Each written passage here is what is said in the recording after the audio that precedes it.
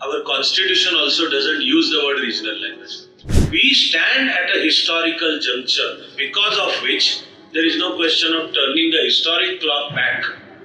And therefore, as of today, for us, learning and developing mastery over English is advisable. Within 25 years, the backward agrarian Japan completely transformed itself into a modern, industrial, powerful nation based on science and technology without compromising with Japanese language.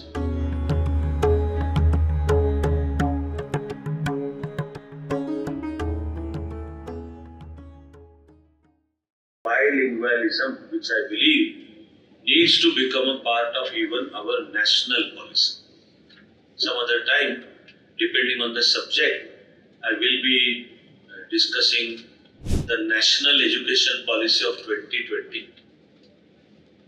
There is a sense of continuity in it in terms of language policy, and since independence, the best description of India's language policy also has always been three language formula. And again, at its simplest level, this three language formula was whichever is the so-called regional language. I don't like the word regional, mind you. There are no regional languages. And it's not like, say, Marathi, Tamil, Telugu, etc. regional languages, and that Hindi alone is national language.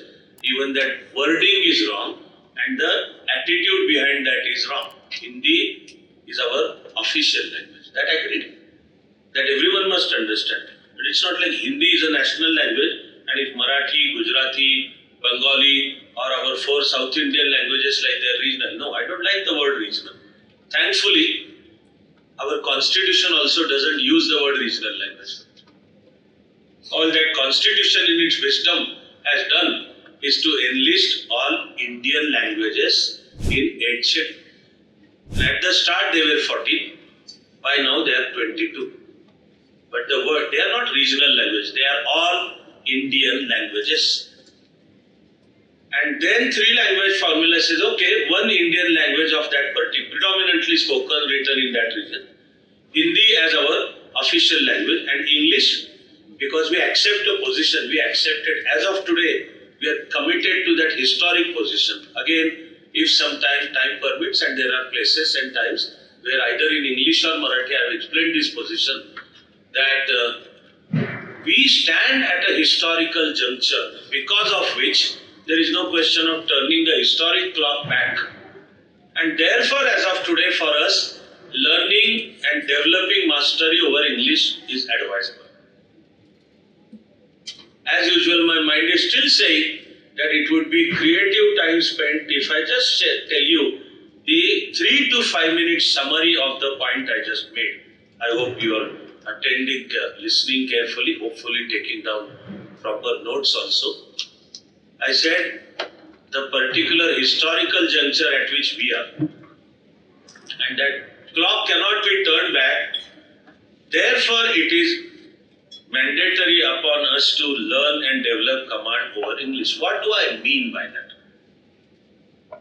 Therefore, as briefly as I want to state, when Britishers captured entire India, and after that they started thinking and designing education policy for India as their colony. This is famous Macaulay with his famous notes on education of the year 1835, when the root issue that was debated was what should be the medium of instruction and how should education organize in India. The original, even British prevailing thinking was, for Hindus in India, it should be the Gurukul system with Sanskrit as the common language for entire India. And for Muslims, it should be the Madrasa system with Urdu as the common language for entire India. Okay.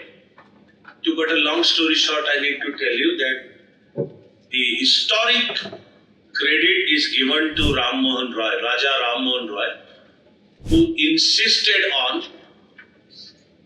learning all modern science and technology, saying we remain backward, and a company from Britain, East India Company, was able to capture India because we remained backward in science and technology. And Raja Ram Mohan Roy, with his friendship with Bentinck, the then Governor General, took a position and very strongly advocated that don't worry about our Gurukul system and our Sanskrit. We are capable of maintaining, preserving that. But what we need now is the language English, because all modern science and technology is in English and we need to learn that. This is how English education begins in India. We are almost past 200 years in that journey. But if you really go deeper, you can at least begin to question the basic premise behind even thinking of Raja Ram Mohan Roy. Don't worry about Gurukul system, Sanskrit, we know how to preserve that. But now we need English language because science and technology is in English, and therefore English education. Here we are, almost 200 years since then. Okay? But that was not the fundamental view taken by, say, Japan, China, even Tibet, mind you. When Japan woke up to modernity and understood how the West has progressed because of science and technology, and therefore they are influencing the whole world or practically controlling the whole world. This Japanese awakening happened around 1869 in a Marathi narration. I have explained the whole story in story form, Katha Kathan, and it is on YouTube. This historic phenomenon is called Meiji Restoration.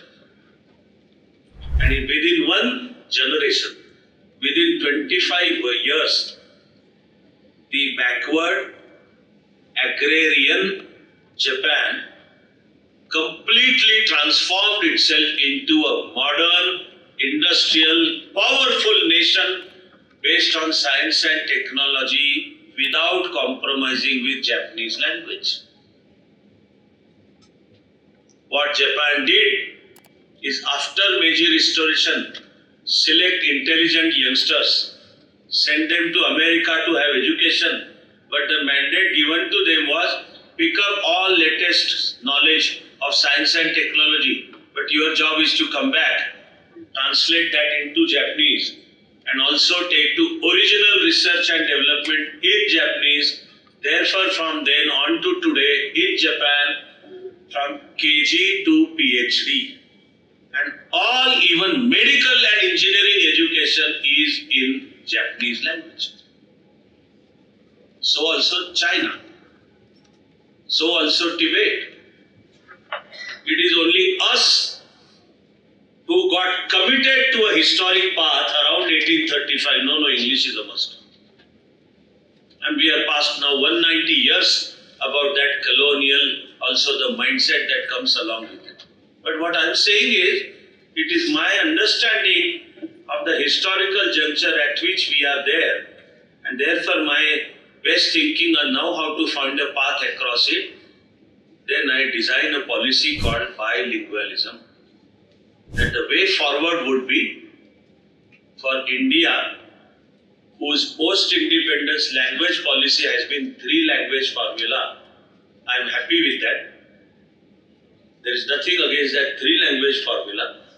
But then within that 3-language formula also, for every Indian individual, especially youngster, to seek to develop oneself, we would actually be best placed to succeed in life if we carefully design command over 2 languages.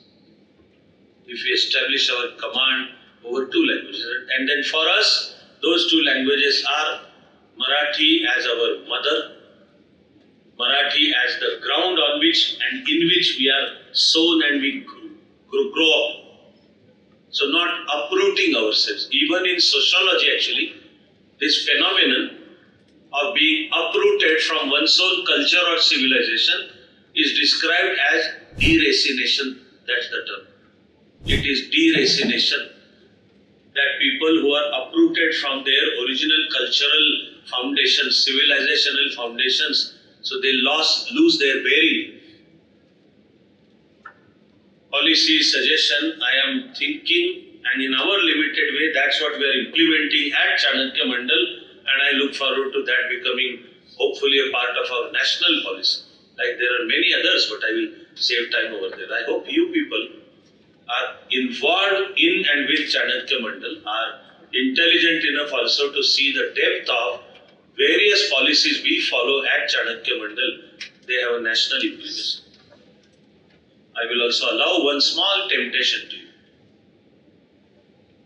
Think of all discussion on policy of reservation in the country going on right now. It's a hot subject. It is the UGC notification and then challenged in Supreme Court giving a stay, and various demands for various sections of society for enlisting themselves as backward classes, and accordingly therefore reservations to be conferred upon that particular social section. I don't know whether it occurs on you that at Chanakya Mandal there is no caste, class, etc. At Chanakya Mandal, everyone is welcome to join. When it comes to even fees, the concession in the fee is not based on caste. It is based on our honesty and our ability to pay, irrespective of whatever is your class, caste, region, religion, language, sex, etc. This is Article 15 I am talking about.